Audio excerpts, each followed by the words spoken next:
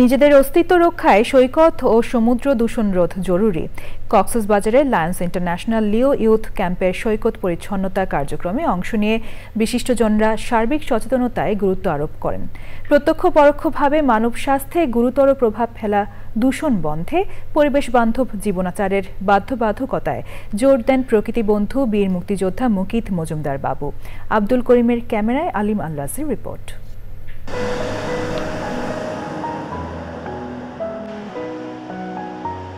ধরিত্রীর ৭০% আবৃত করে রাখা সমুদ্র লাখ লাখ বছর জুড়ে পৃথিবীর জলবায়ুকে সহনীয় করে রাখার পাশাপাশি জলচক্র, কার্বন চক্র ও নাইট্রোজেন চক্রে গুরুত্বপূর্ণ ভূমিকা পালন করে। মানুষের অদূরদর্শী কর্মকাণ্ডে প্রতি মুহূর্তেই বিচিত্র সব দূষণের শিকার হচ্ছে সমুদ্র।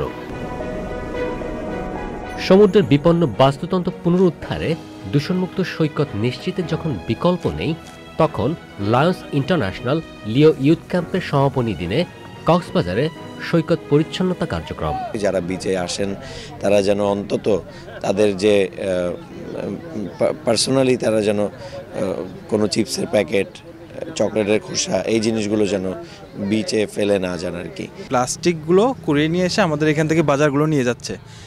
এটা দুই সাইডই ভালো হচ্ছে। এক হচ্ছে তারা ফ্যামিলির দিক থেকে কিছু ফুডের ব্যবস্থা পাচ্ছে, আর হচ্ছে আমাদের পরিবেশটাও সুন্দর হচ্ছে।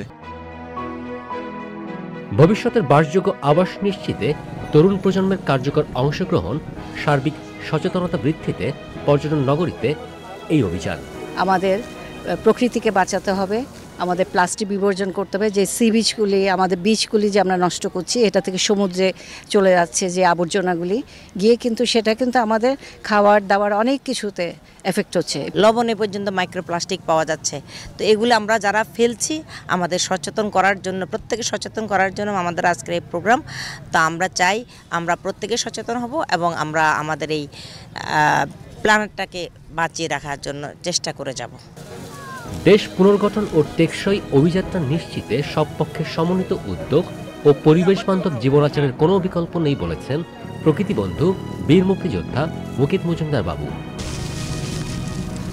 এই যে ময়লাটা তুললাম এখানে, এর পেছনেই কিন্তু প্লাস্টিকের দানব।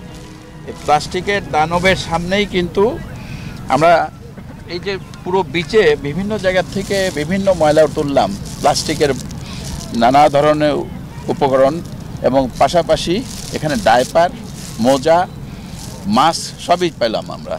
এত ধরনের জিনিস আমরা ফেলছি এখানে, এই সমুদ্রটাকে যেভাবে আমরা কলুষিত করছি, তার পেছনেই কিন্তু এত বড় একটা অ্যাওয়ারনেসের একটি দানব তৈরি করা হয়েছে। সেই দানব দেখো কিন্তু কারো কোনো বোধোদয় হচ্ছে না। পেছনের দানবটা কিন্তু আসল দানব না, দানব আসলে আমরাই কিন্তু এই জায়গাটাকে কলুষিত করছি। এই দেশটাকে ভালো রাখার জন্য, এই দেশটাকে সামনে সুন্দরভাবে এগিয়ে নেওয়ার জন্য যে কাজটি করা দরকার সেটা কিন্তু আমরা করছি না। আশেপাশে যত ধরনের এই ধরনের পরিবেশ ধ্বংসকারী কর্মকাণ্ড আছে তাকে রুখে দাঁড়াতে হবে, তাকে রুখে দিতে হবে, এবং আমরা এই সচেতনতার বার্তা সবার মাঝে যেন আমরা ছড়িয়ে দিতে পারি সে চেষ্টা করতে হবে।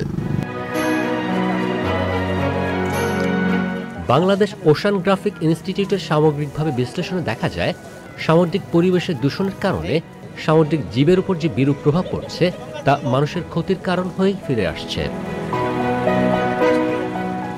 আলিম আল রাজি, চ্যানেল আই, কক্সবাজার।